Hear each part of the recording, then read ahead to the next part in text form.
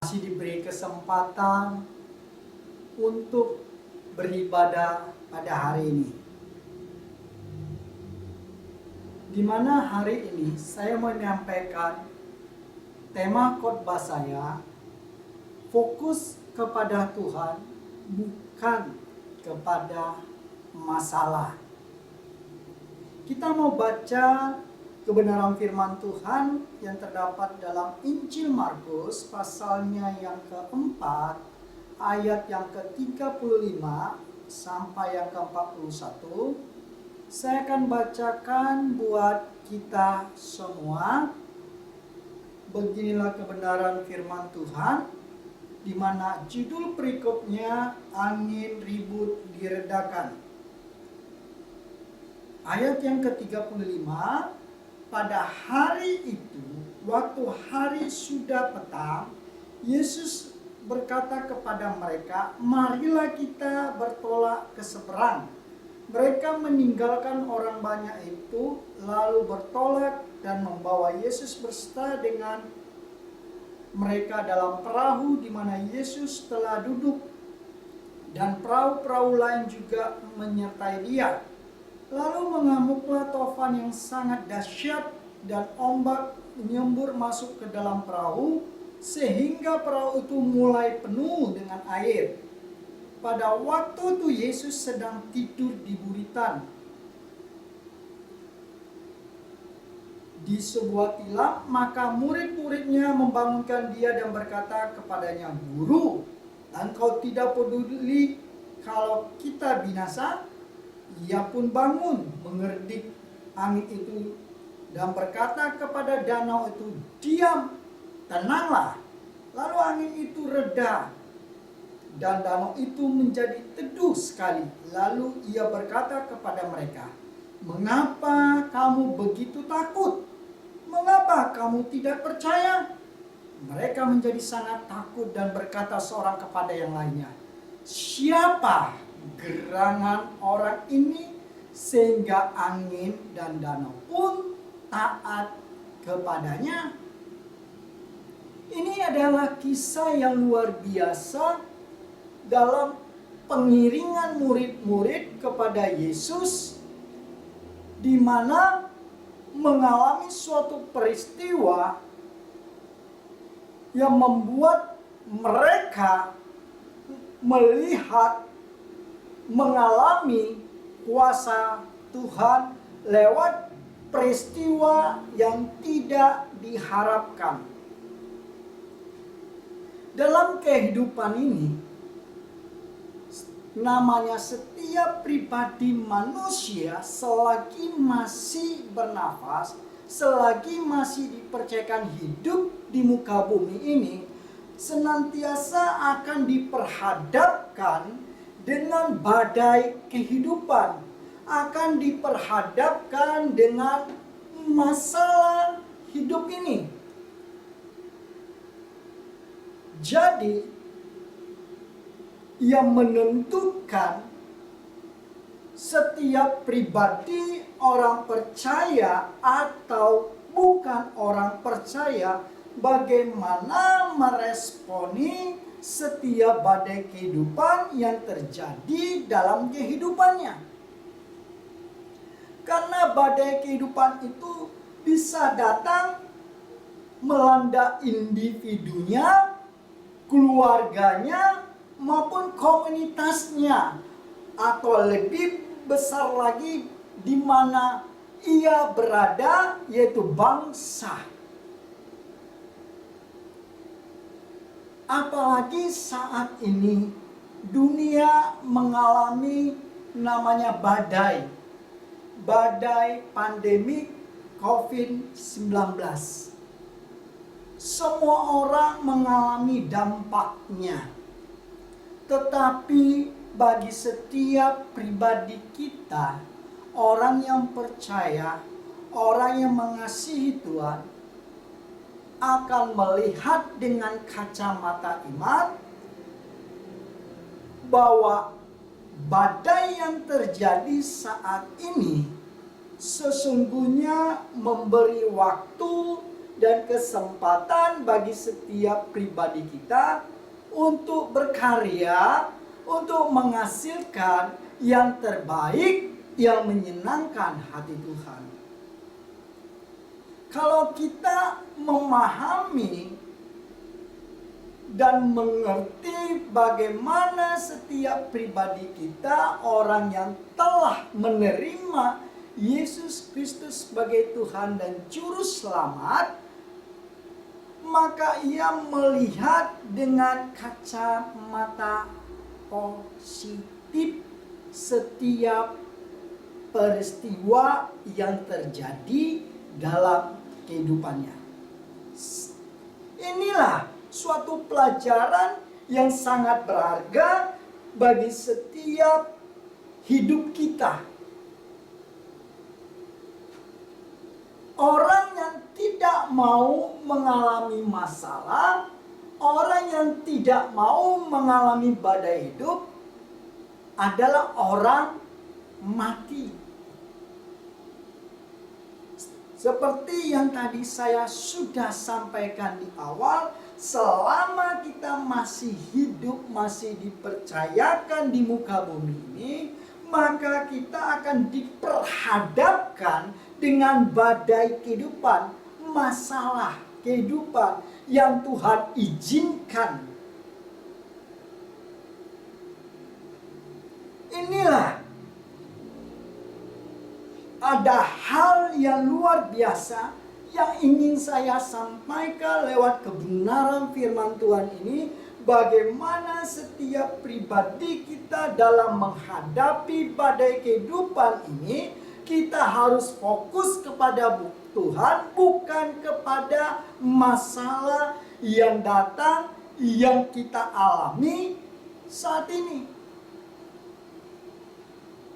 Mungkin engkau akan berkata, Pak, masalah saya cukup berat, cukup membuat saya sesak. Hari ini saya akan beri sesuatu yang luar biasa lewat kebenaran firman Tuhan yang menguatkan saya dan saudara dalam menjalani hidup ini. Kalau kita perhatikan di ayat 35 sampai 36,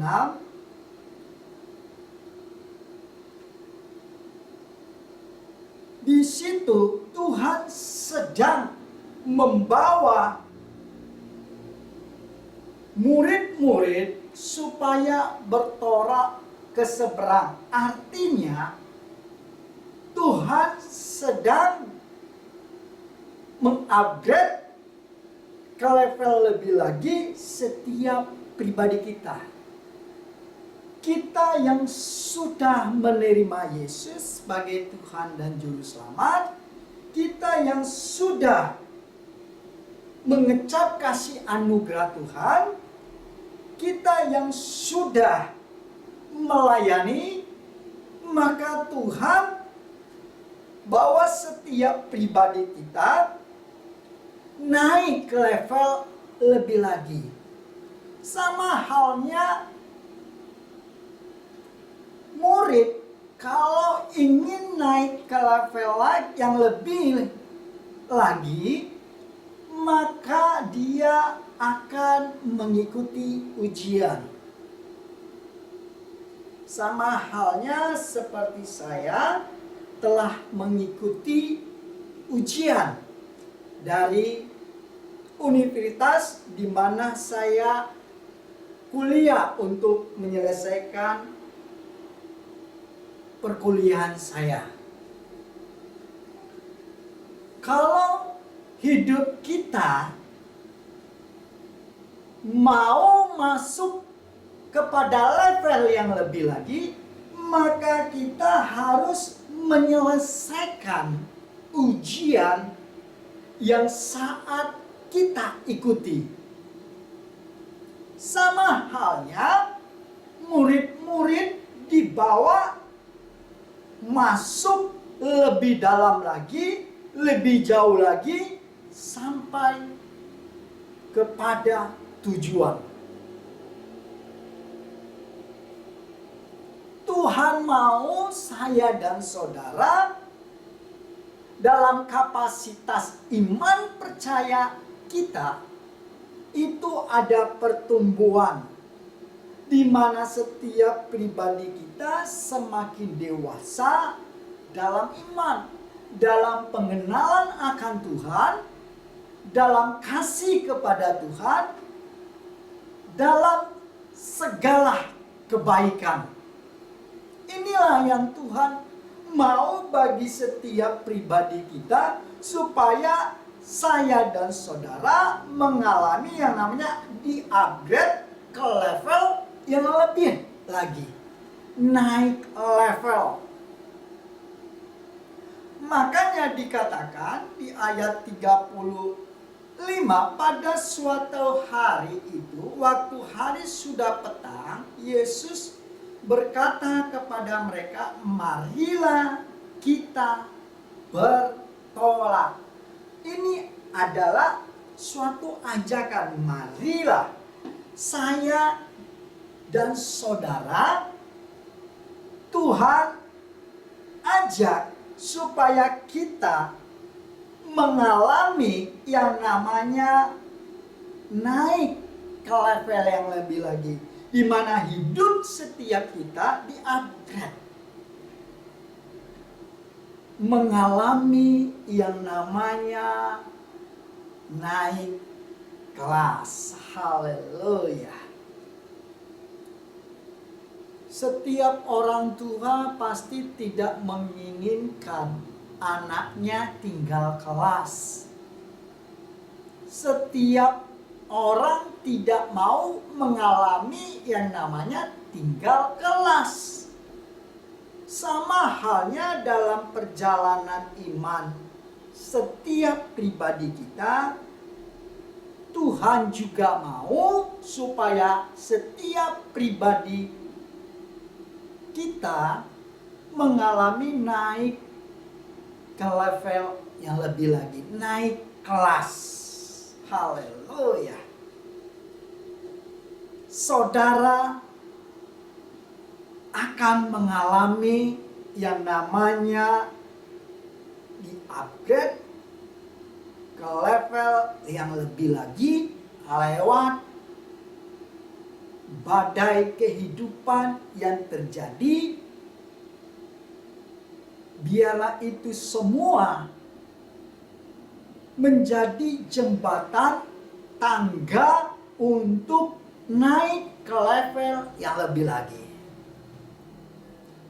Makanya di ayat yang selanjutnya dikatakan, mereka meninggalkan orang banyak itu lalu bertolak membawa Yesus berserta dengan mereka dalam perahu di mana Yesus telah duduk, dan perahu-perahu lain juga menyertai dia. Artinya ada beberapa perahu yang menyertai murid-murid dan Yesus. Tetapi yang menjadi persoalannya, tidak semua perahu bersama Yesus, menyertai Yesus.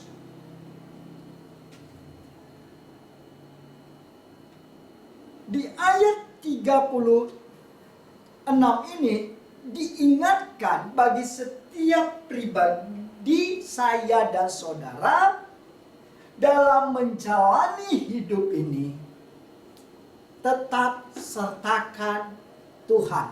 Haleluya.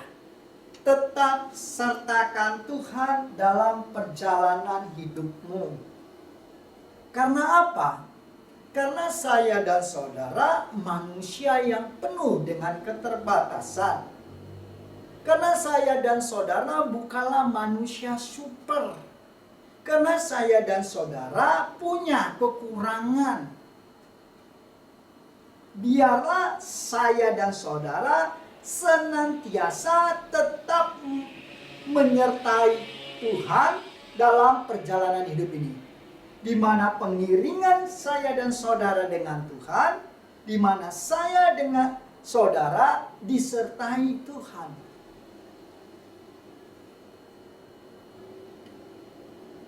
Begitu indahnya jikalau saya dan saudara disertai Tuhan. Kenapa? Kalau saya dan saudara disertai Tuhan, maka di situ ada ketenangan.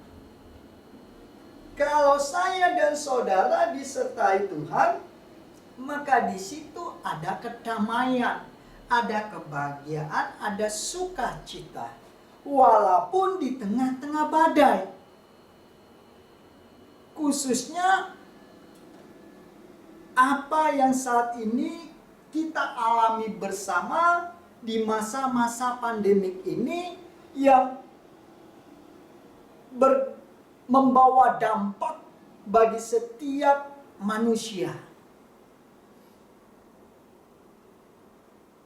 Biarlah saya dan saudara tetap sertakan Tuhan dalam perjalanan hidup ini.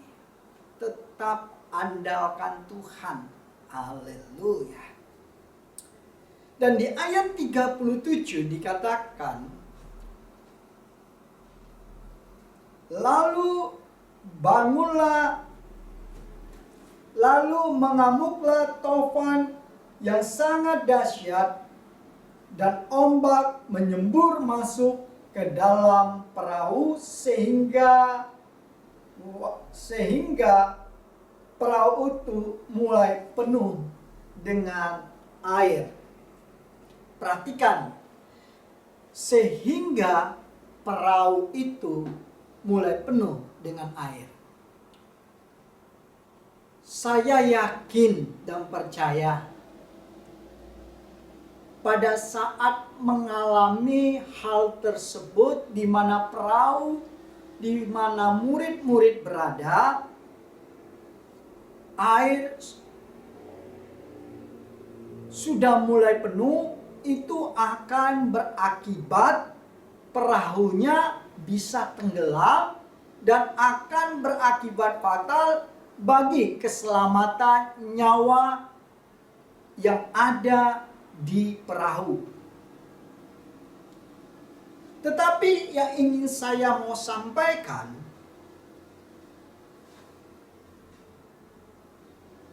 akibat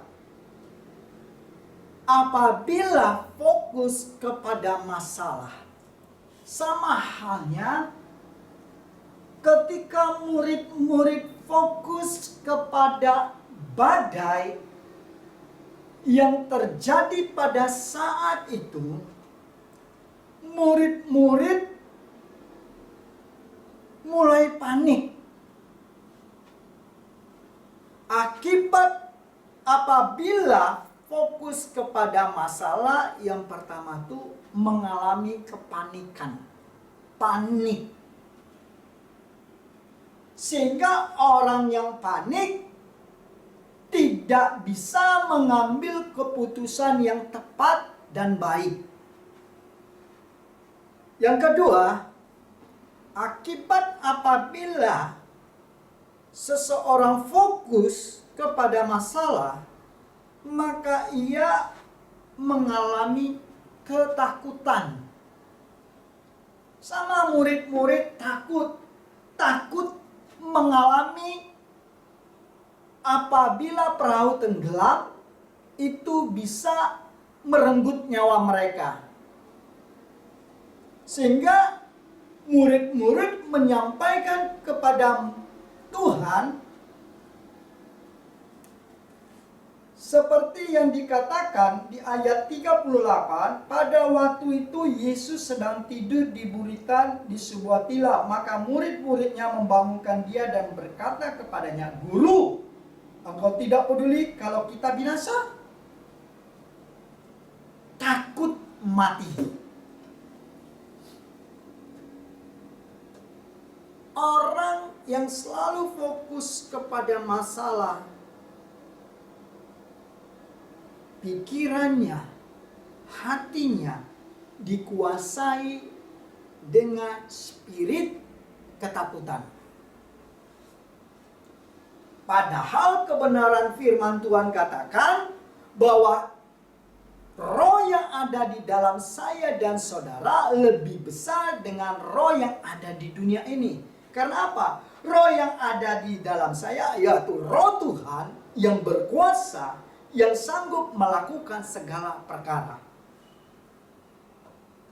Dan dalam kitab Wahyu juga katakan orang-orang penakut adalah barisan pertama yang masuk, yang saya katakan yang masuk ke dalam neraka.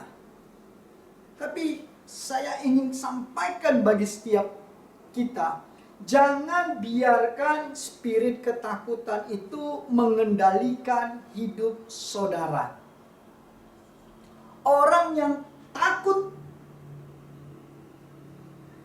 orang yang dikuasai spirit ketakutan, maka dia takut menjalani hidup ini.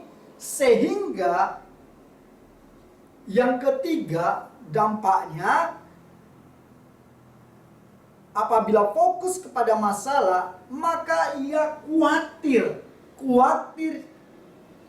akan kehidupannya, khawatir akan kehidupan anak-anaknya, khawatir akan kehidupan keluarganya, khawatir akan masa depannya, khawatir dengan segala hal.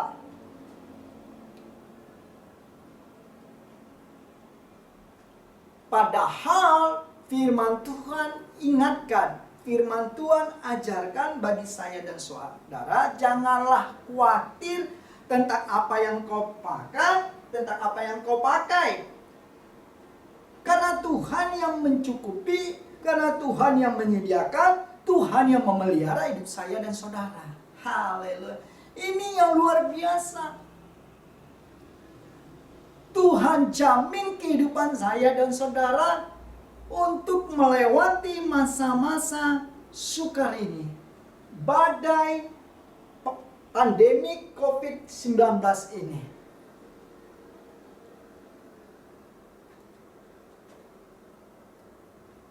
Yang selanjutnya, akibat apabila fokus kepada masalah, maka yang keempat, setelah dia panik, takut, khawatir, maka dia menyalahkan Tuhan. Sama seperti murid-murid, Tuhan apakah engkau tidak peduli lagi?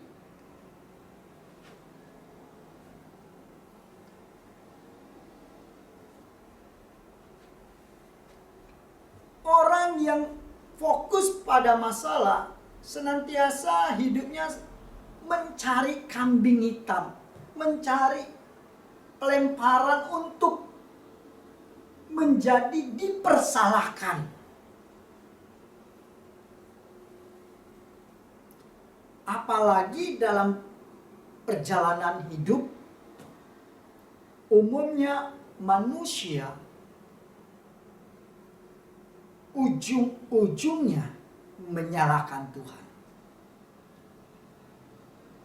Yang selanjutnya, orang yang fokus kepada masalah akibatnya akan meninggalkan Tuhan. Setelah menyalahkan Tuhan, dia mengalami kekecewaan, maka dia meninggalkan Tuhan.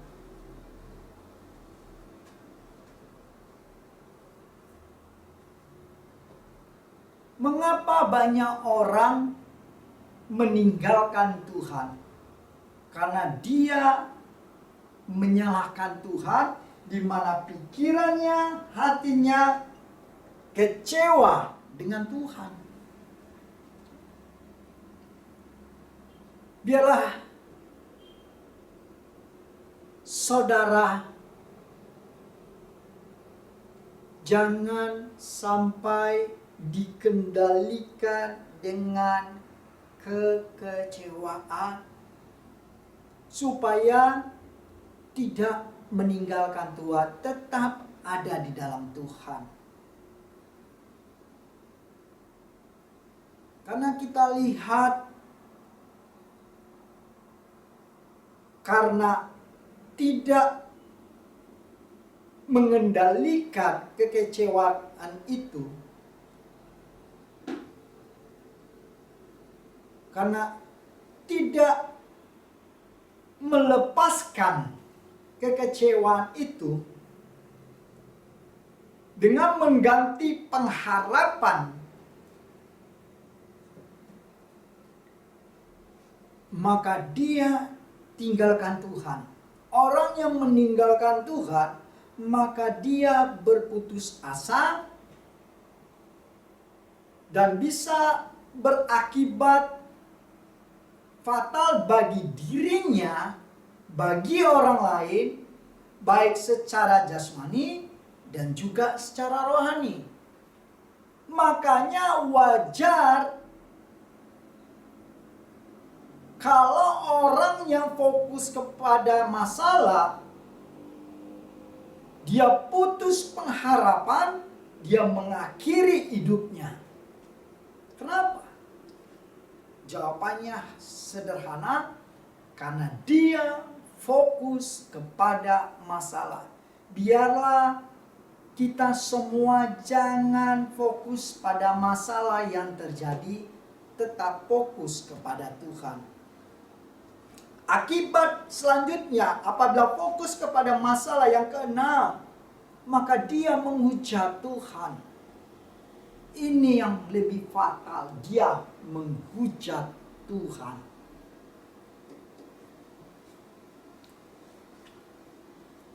Di ayat 38,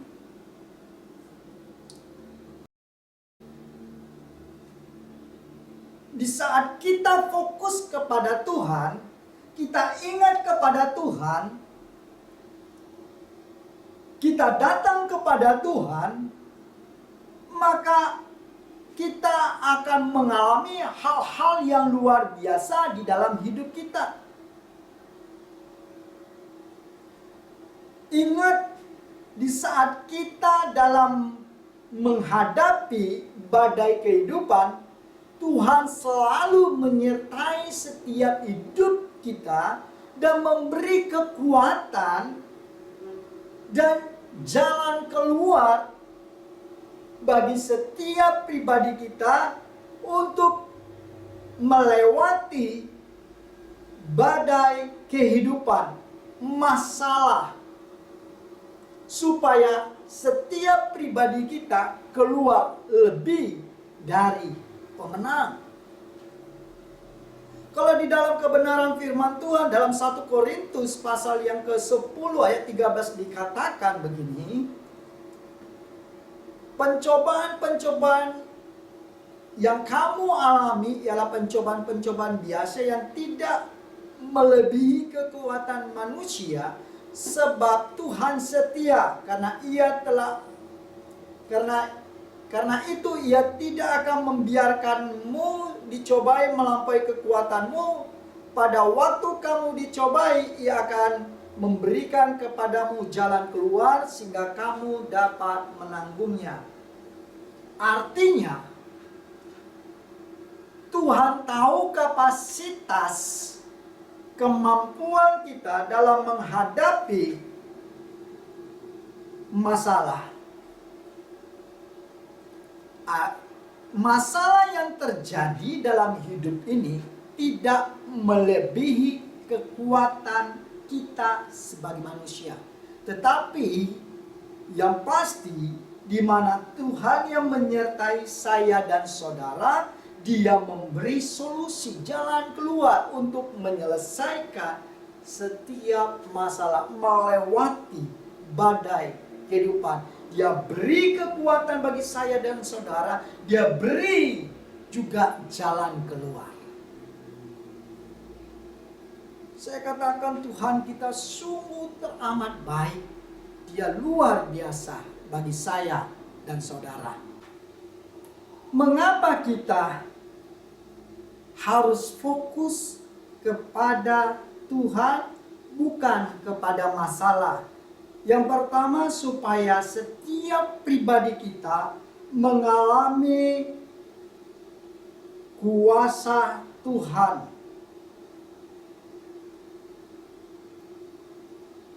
saya dan saudara mengalami kuasa Tuhan.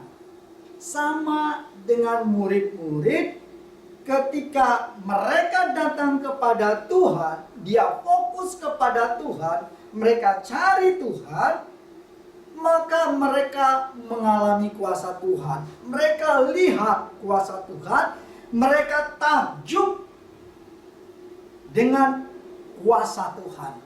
Di mana dikatakan di ayat yang ke-41, mereka menjadi sangat takut dan berkata seorang kepada yang lain, siapa gerangan orang ini sehingga angin dan danau pun taat kepadanya. Ini luar biasa. Angin dan danau taat kepadanya. Saya katakan, semua yang ada di bumi ini berlutut di bawah kakinya. Sebab dialah Tuhan yang kita sembah, adalah Tuhan yang maha kuasa, yang sanggup melakukan segala perkara, dan tidak ada yang mustahil bagi Dia.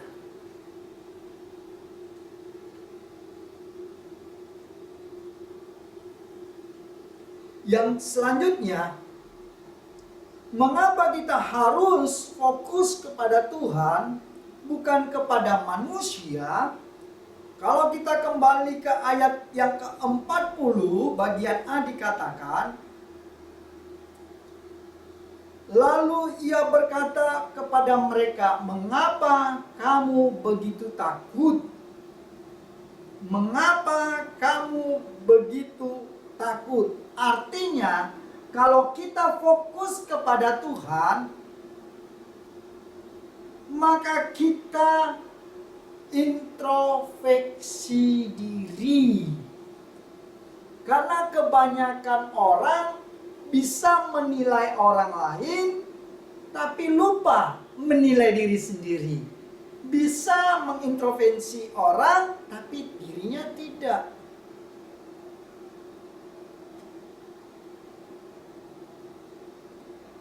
Oleh karena itu, biarlah setiap pribadi kita belajar introspeksi diri.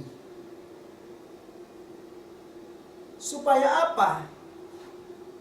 Supaya setiap pribadi kita lebih baik dari sebelumnya.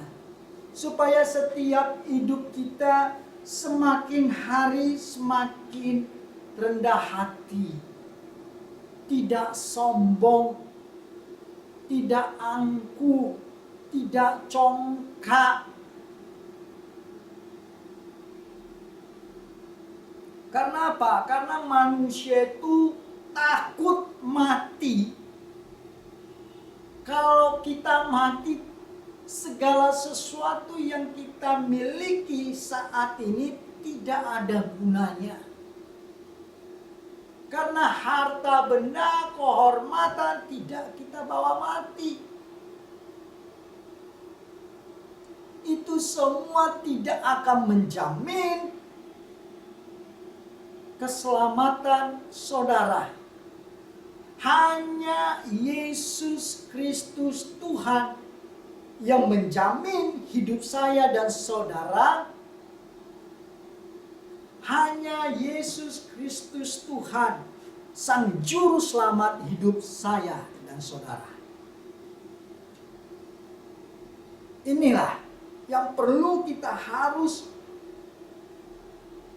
pahami supaya kita banyak introspeksi diri di saat peristiwa-peristiwa yang terjadi dalam hidup kita, di mana badai kehidupan yang melanda diri kita, keluarga kita, sehingga hidup kita menjadi pribadi yang baik.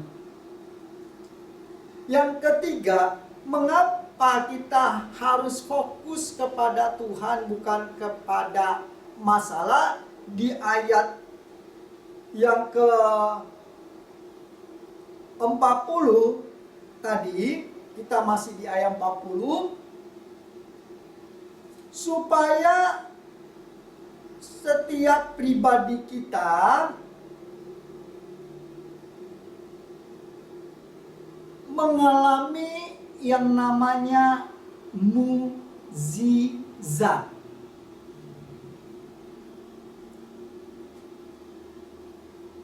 Mengalami mukjizat. Kunci untuk mengalami mukjizat di ayat 40 ditekankan, mengapa kamu tidak percaya? Artinya, kunci untuk mengalami mukjizat percaya. Haleluya. Percaya dengan segenap hati, dengan segenap pikiran, dengan segenap kekuatan, hanya kepada Tuhan. Bukan kepada manusia, bukan kepada kekuatan kita, bukan kepada harta benda yang kita miliki, bukan kepada jabatan kita miliki, tetapi hanya kepada Tuhan. Saya katakan dan saya tegaskan, kita ada sampai saat ini dalam kondisi sehat, kita masih ada saat ini, itu semua karena Tuhan, bukan karena jabatanmu, bukan karena kepintaranmu, bukan karena kekuatanmu, dan bukan karena harta benda yang kau miliki, tapi semua karena kasih-Nya, karena Tuhan yang melindungi setiap hidup kita, karena Tuhan masih sayang kepada setiap pribadi kita. Yang selanjutnya, yang keempat, mengapa kita harus fokus kepada Tuhan, bukan kepada masalah? Supaya setiap kita lebih lagi menaruh percaya, berharap, dan mengandalkan Tuhan. Karena firman Tuhan katakan, terkutuklah orang yang mengandalkan manusia.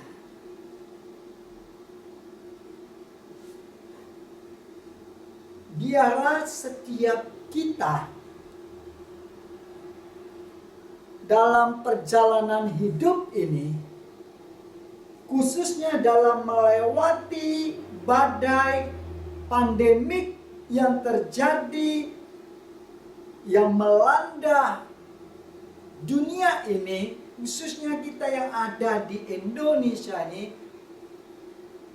kita harus tetap percaya, tetap berharap, tetap mengandalkan Tuhan, minta solusi kepada Tuhan bagaimana caranya untuk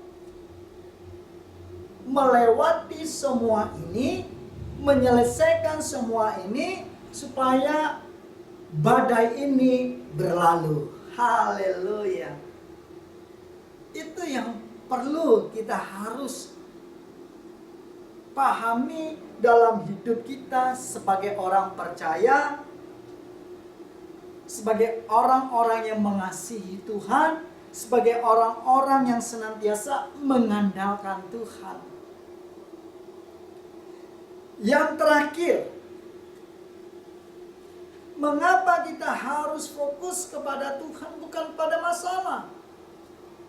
Agar hidup kita mengalami pertumbuhan iman,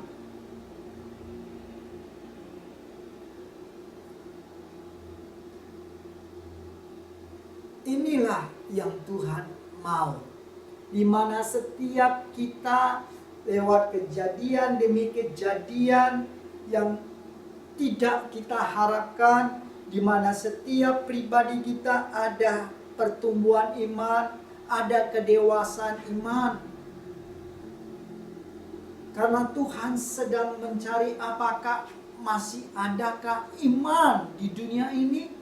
Masih adakah iman di dalam hidup pribadi setiap manusia yang percaya dan mengasihinya? Tuhan melihat orang-orang yang beriman kepadanya. Tuhan sedang mencari setiap kehidupan orang-orang yang beriman kepadanya. Dan orang-orang yang beriman akan senantiasa mengalami janji-janji Tuhan. Karena dia senantiasa menaruh percaya, harapan, andalan kepada Tuhan. Inilah yang perlu kita harus pahami. Jangan fokus kepada masalah, tapi fokuslah kepada Tuhan. Supaya kita menikmati janji Tuhan. Haleluya. Biarlah Bapak, Ibu, Saudara yang dikasihi Tuhan, baik yang ada di tempat ini maupun yang ikut ibadah secara online, maupun yang nanti yang nonton video ini, biarlah fokus kepada Tuhan, bukan kepada masalah. Biarlah hidup setiap pribadi kita akan keluar menjadi pribadi yang lebih dari pemenang. Haleluya. Shalom. Tuhan Yesus memberkati. Tetap jaga kesehatan, tetap terapkan protokol kesehatan dimanapun setiap pribadi Bapak, Ibu, Saudara berada. Shalom. Tuhan Yesus memberkati kita semua.